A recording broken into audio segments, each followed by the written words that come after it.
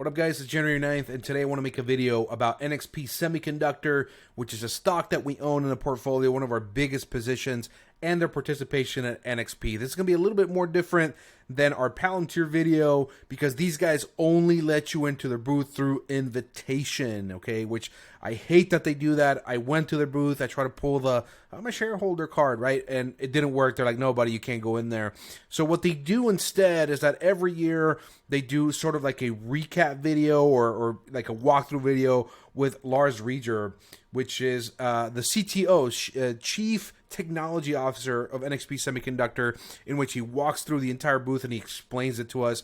So this is something that as a shareholder you definitely should see. So I'm going to do a reaction video. I haven't watched this video, so it's going to be a little bit of a tough ask because it's a long video, but I'm going to kind of fast forward and kind of summarize what I already know about NXP that doesn't really need to be repeated. If you guys want any frame of reference, I'm dropping a link below of my last videos on NXP. You can also check out their digital showroom on the NXP website. Okay, now let's get on with it. All right. Electric bike.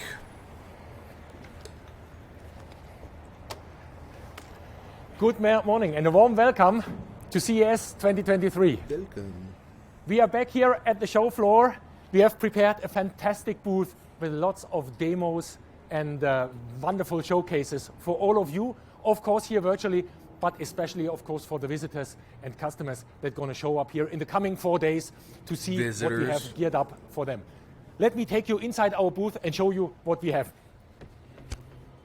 So real quick, that's crap about visitors because when you go to the booth at CES, they have a big sign here that says by invitation only, and a bunch of people standing out here sort of guarding that no commoners go in there. So NXP, no visitors, right? Just be frank, guys, that you do not allow visitors in your booth. You only want strictly business sort of engineers or customers in your booth. This is why you do these videos, okay? Now, let's move on.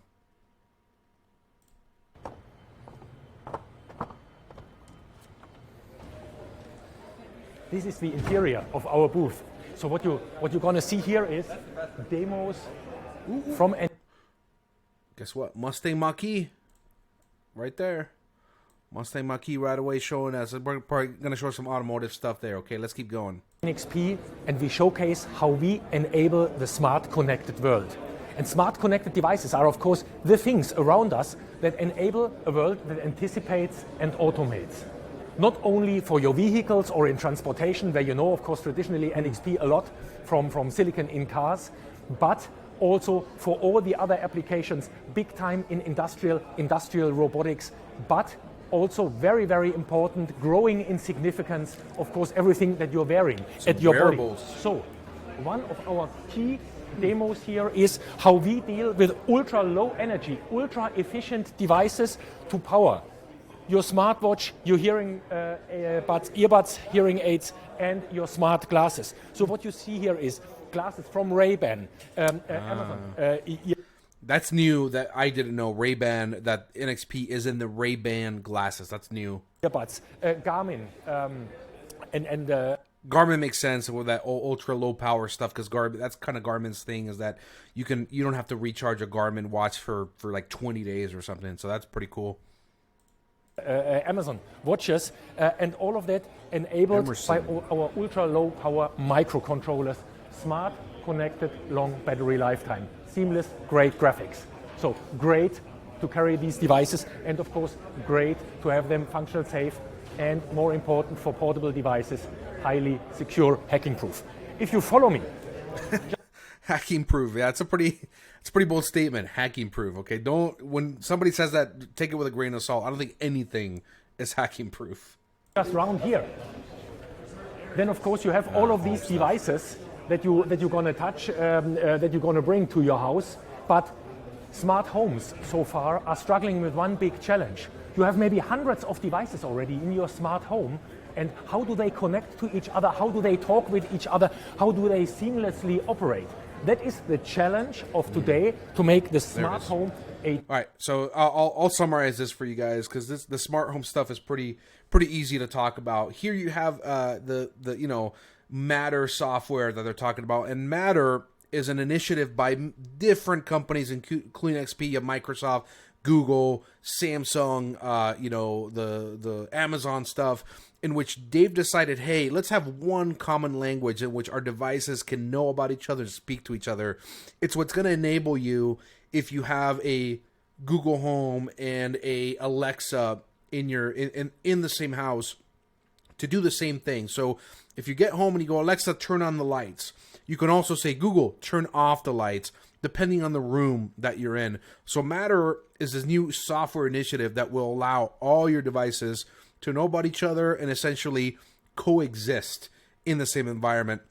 So I'll pause it here and I'll spare you through the home stuff, because we know about all the home connectivity stuff already through my last videos. Again, if you want to see what I talk about in my last video, click the link below. I'll link the video here, or I'll tag it on the comments here.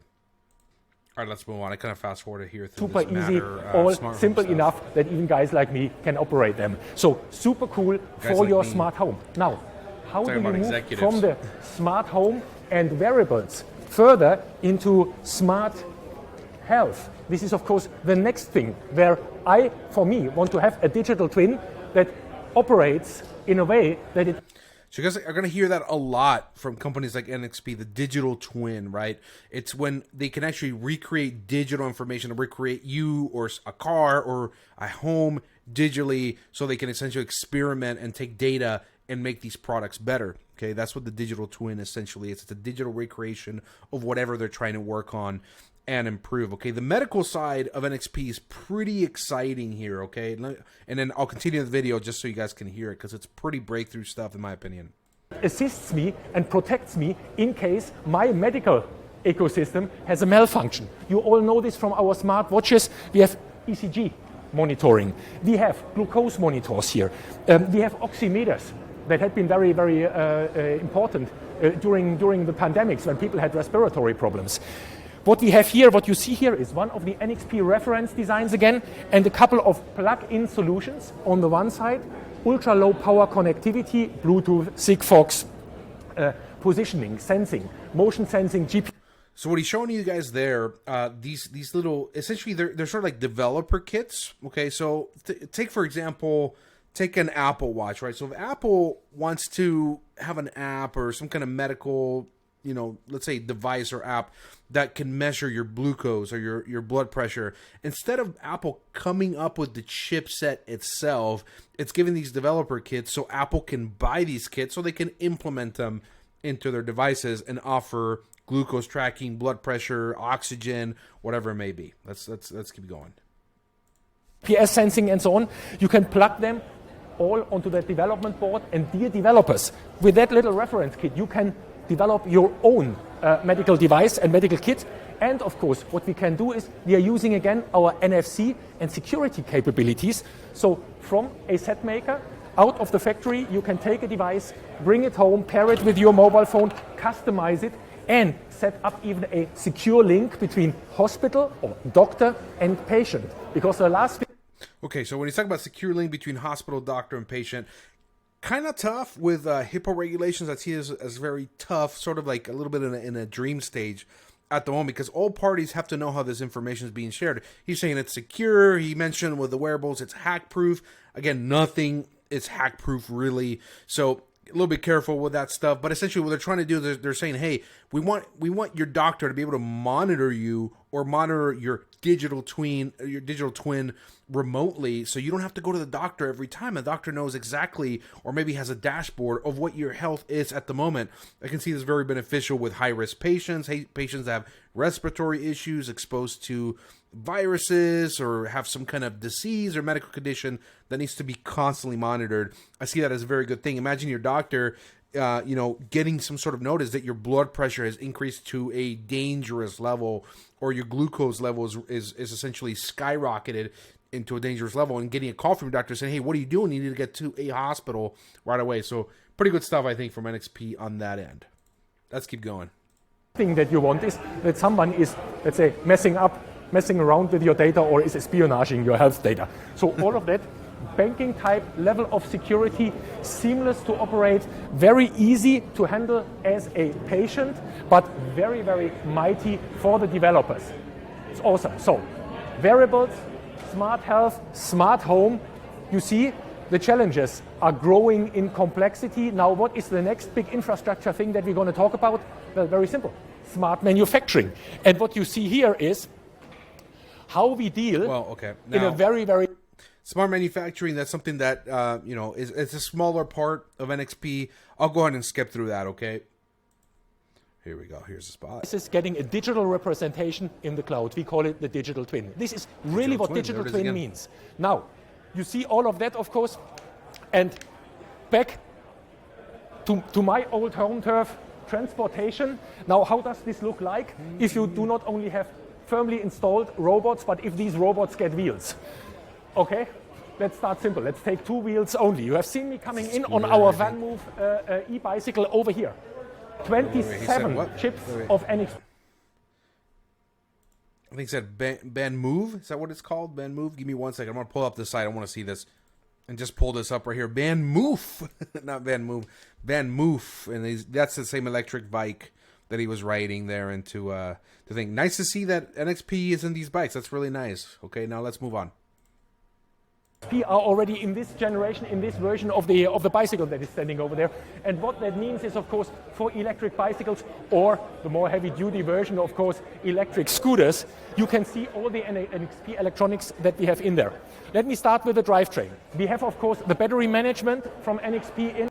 So it's really nice to see as a shareholder because as far as the mobility side, I've only seen cars. I haven't seen the scooters yet. So this is new to me as a shareholder as far as scooters and the future mobility, and we're talking about volume of chips being in there, volume of equipment that NXP selling. That's an expansion of total addressable market. That's amazing. That's what we want to see. Highly precise, highly functional, safe battery management. The motor control. We have the inverters in there.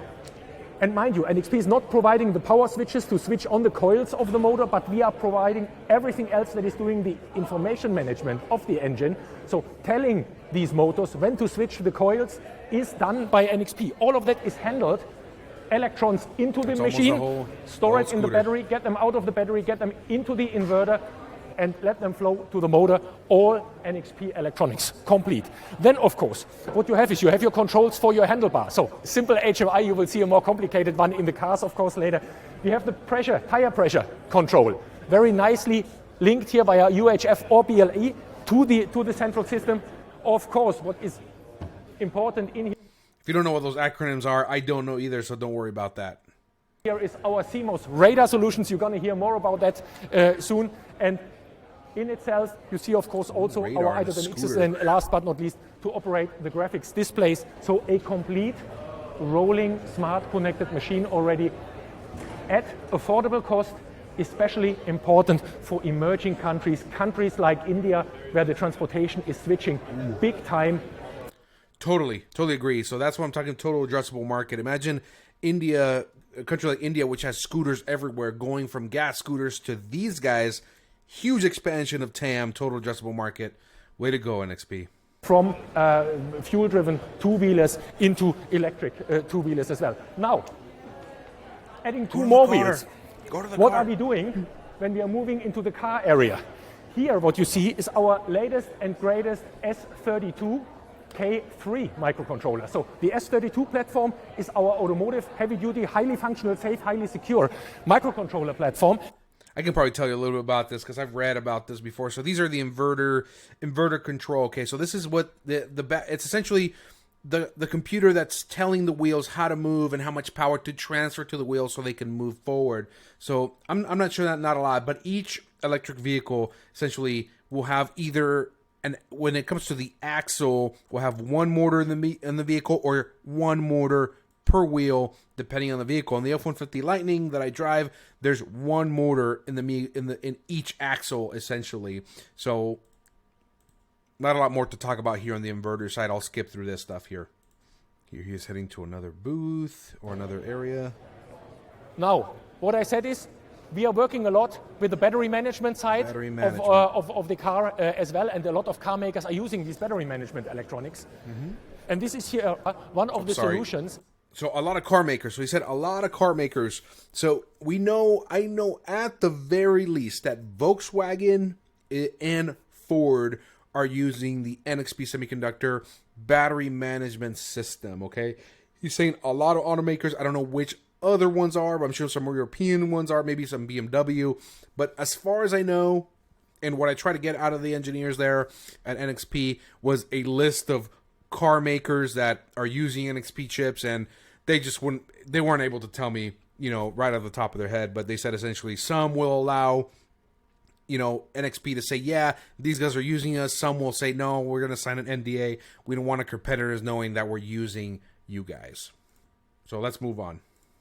Where we are working with managing batteries via a digital twin in the cloud. So your electrons come out of the socket into your car, are stored in your battery, and then of course what you need to do is you're charging your battery, start driving, your battery depletes. If you're doing this in the right way, and if you are using smart algorithms and AI and machine learning in the cloud, how Lars is driving, how you are driving, and every one of us has a different driving profile, what you can see here in this simulation is over a timeline of 10 years battery lifetime, you can... So he's talking about battery lifetime, which is extremely important with electric vehicles nowadays, having a system that's smart enough to preserve the health of that battery as long as possible to extend the life of that vehicle. When you hear about EVs, electric vehicles, you hear a lot of people say, well, the battery's going to run out in 3 to 5 years. No. But you do need to maintain your vehicle. For example, with my F-150, I don't put it to 100% unless I really need to, or I'm going on a trip, and I don't leave it below 10% for an extended period of time because that damages the battery. So you have to have it at a healthy level. And here with these controllers, they're feeding back information back in the case of Ford. These controllers are feeding information back to Ford and their engineers so they can create updates to better maintain the health of that battery, okay? Keep your battery 15% more chargeable. So your battery is not wearing out that fast than if you would just, in an unmanaged, stupid way, load, unload, and so on. So keeping your battery alive, and by the way, your battery is the most expensive device on your vehicle. Keeping your battery in shape, keeping it maintained, keeping it well alive is, of course, pure money in your wallet and fun and driving range. So what are we doing? We have a NXP battery management unit, really NXP hardware. We have the battery cell monitoring here for each of the battery cells, and each cell is handled. I'm going to go and skip through this here. I think that's pretty much the bread and butter of the battery management system. Here we go. Looks like here he's heading to another area. Then, of course, what is one of our core home turfs is car access. How have we dealt in the past years with car access? And this car access basically means normally you had your key, you had a remote key, you opened your vehicle, and the vehicle then is accessible by you as the owner. This is long-term gone. We had passive keyless entry systems. Sorry guys, let me rewind that. Let me show you guys something here real quick. Have we dealt in the past years with car access? And this car access basically means normally you had your key, you had a remote key, you opened your vehicle, and the vehicle... So check this out, guys. This is the guy here that told me I couldn't go in there, okay? So if you guys see this guy, tell him, hey, you need to let us in there next time. But this is the guy who was in the front who wouldn't let me into the booth. I just noticed that. That's kind of funny. Then is accessible by you as the owner. This is long-term gone. We had passive keyless entry systems. Key stays in the pocket, you approach your vehicle, you pull the door handle, car opens. And of course, what is now the next generation, and this is what you're seeing here, is you can access now your property via your portable devices. And what Peter has here, just to show you two of these portable devices, is of course you can have your access. So I'll pause it here and I'll tell you guys. So with my F-150, I am able to access my F-150 without a key. With my Apple Watch, with my phone, I have, where the heck's my phone here? I have an app on my phone, the Ford app, in which I can unlock the vehicle, I can start it remotely, I can do all kinds of things here through the Ford Pass app, and actually I can turn it on, lock it, unlock it, open the frunk, open the tailgate, all kinds of things that I can do. I can set departure times, so my vehicle's always connected to me, even if I don't have a key. So that's a pretty nice feature. Let's keep going. In your watch, ultra-wideband enabled, or you have ultra-wideband in your phones already, and you can use this ultra-wideband for very precise range measurement. So Peter and myself, can exactly know how far away our mobile phones, for example, are from each other. But Peter can do more with it, because this is a 10 gigahertz transmission of signals. And what we can do with that is we can use 10 gigahertz for radar. So 10 gigahertz radar was used right after Second World War in these very early radar systems. And Peter is going to use this here. You see here this little funny antenna. He is unlocking via ultra wideband in his pocket the PC, and the PC says, okay, I understand this is Peter, so I open up for my user. And if Peter has forgotten something and walks away to the kitchen, the device via radar signaling, like a motion detector, understands, hey, he's gone. So very, very interesting stuff. So when I'm walking towards my F-150 and I have my phone on me, the F-150 knows I'm getting closer. And I've noticed this. This is something funny because he's doing it with a laptop, but whenever I get close to my F-150 turns on all the welcome lights, essentially. When I get far away again, it turns right off. So this is the same technology that is in cars. He's using the laptop as an example, meaning it can be used in cars and in household electronics. He's not here anymore, and oh yes, I can position him. He is more than 5 meters away. You know what? I shut down the PC again, and I only open up when my master is close to the device again. This is, of course, fantastic. And now, what we even can do, and that is what I like very, very much, is you can precisely measure from where Peter is coming. So you can have, you see here on the floor, you see these rings. That's how pretty far important away stuff he right is there. from the device. And now what Peter can do is, he can, you see this light here, the light beam, he can do an angle of arrival measurement. So the device sees precisely where he is. And Peter, if you move your phone from the right hand, just stand still, to the left hand, you see how the light beam is moving. And this is because the receiving ultra-wideband unit can precisely detect who is coming. This is, of course, important if you want to pull these showcases further and if you want to bring them. So, yeah, pretty impressive stuff, right? That the device can actually detect the phone to the centimeter where it is. Not only important to a car, but in a home, like we were talking about. You go into a room, the room is smart enough, or I guess the devices in the room are smart enough to know that you're there and how far away you are. So a speaker can turn on, a lamp can turn on, a coffee maker can start working, right? Your TV can turn on to your favorite channel. Okay, this is all about the interconnectivity of the future. So good stuff here that we're showing here. I'm going to go ahead and fast forward through this because this is pretty much everything we have to talk about on this interconnectivity sort of measurement of distance device. And here we go. He's working towards the car. Let's go. Then, of course, if you dive deeper into a vehicle, you're going to see this device here. Just have a look with me into the interior. You see basically our i.MX enabled electronics cockpit. Huge screen on the co-driver side, instrument cluster, head-up display for the driver.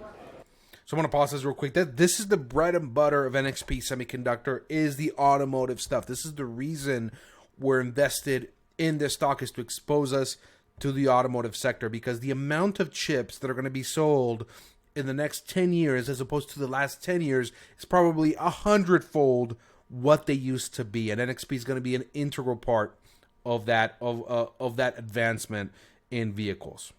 This is, of course, what we are selling, driver workplace inside the vehicle. Then, a little move over here. This is our traditional radio business. So you will say, yeah, but Lars, traditional radio business, NXP is known for car radio. Okay, radio business I'm not too crazy about. Let's move on. Here we go, he's moving on. You can put your radio, for example, to the back, to the C column in the vehicle, and you can link it very nicely. Now, in the vehicle, of course, what do we have? We have our powertrain reference designs from NXP. I talked about battery management already. I talked about the S32 platform. That's the money makers right here for NXP. This is the big money makers of the business, so pay attention to this stuff here. In this one here is an S32E microcontroller, a 16 nanometer device, high performing for engine management, powertrain control. Everything that you need to have vehicle dynamics is in these reference kits, and you can use it as a tier 1, as a car OEM. Directly take this, put your software on, work with that. Then we have the famous gold box, our connected gateway. Here is an S32G for gateway, in also a 16 nanometer device. That is a smart connected way to the outside, basically the data spine, the data router of your vehicle. This is what feeds data back to your manufacturer to make your car better and for over-the-air updates. I think this one probably does the same thing too, or maybe helps it. And then what you have is, you have basically here your orange box, and this is where the radio solution also sits in. This is one receiver of everything that is sent and received to and from the car. So all electromagnetic waves, ultra-wideband, car access, Bluetooth, Wi-Fi, radio. Okay. So that red box is what allows you to open the car remotely and to hook it up to your Wi-Fi signal at home so you can get updates a lot faster than over the air. So that's the red box. The orange box is the one that allows you to get information fed back to your manufacturer over a 5G signal. All of these things go into this orange box. You have it safe and secure.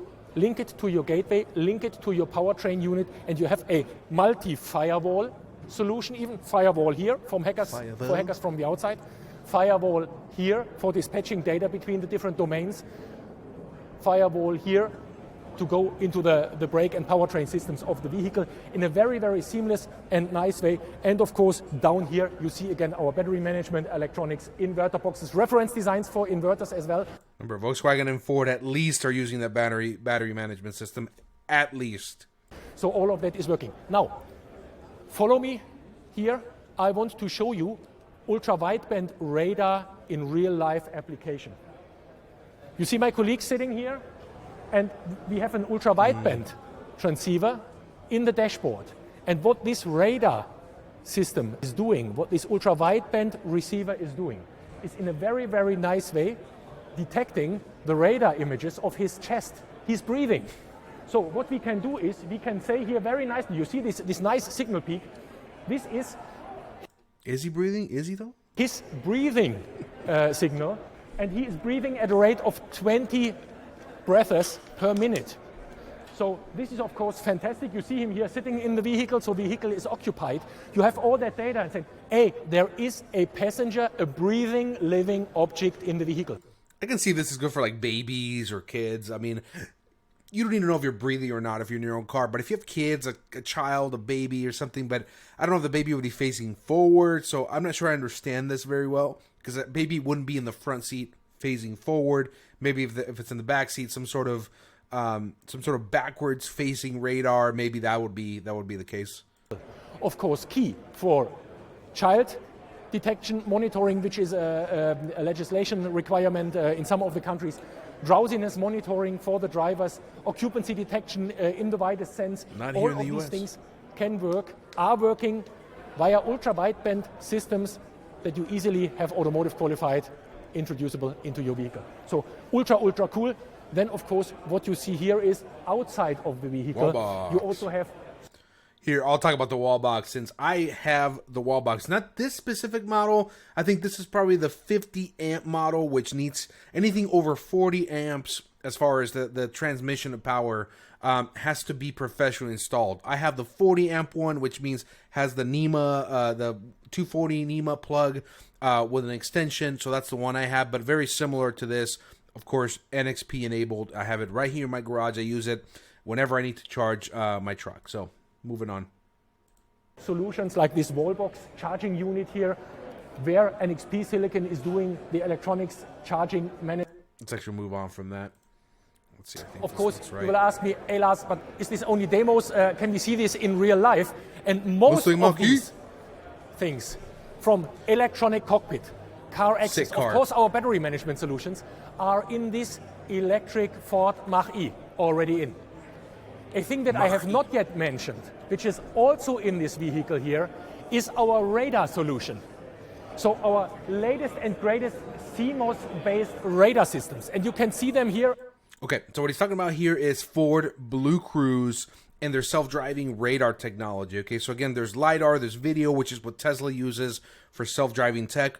This is not as advanced as a Tesla self-driving technology yet, but it's using radar in a very effective way to help a self-driving function like Ford Blue Cruise, or what you would find in GM, which I forget what the GM product is for their self-driving, but you would find this in a GM model, also in the Ford model for Ford Blue Cruise. Okay, now Since this is How already a do we long sum video, this up? I'll go ahead and fast forward through this stuff. But here he's going to show us essentially the website in which you can go and you can look at all these different things on the website and their actual digital showroom. All right, guys, so we've already gotten pretty long video to react as far as NXP at CES. This is a very cheap stock at the moment, in my opinion, with a forward P multiple of like 10 or 11. So very cheaply valued semiconductor stock. If you guys have any questions, please let me know. Hit me up on Instagram, Twitter, all that. Please like, subscribe. Peace out.